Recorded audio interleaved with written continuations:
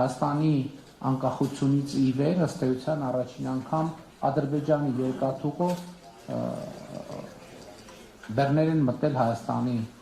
Հանրապետություն, Ռուսաստանից եւ Ղազախստանից, իհարկե առայժմ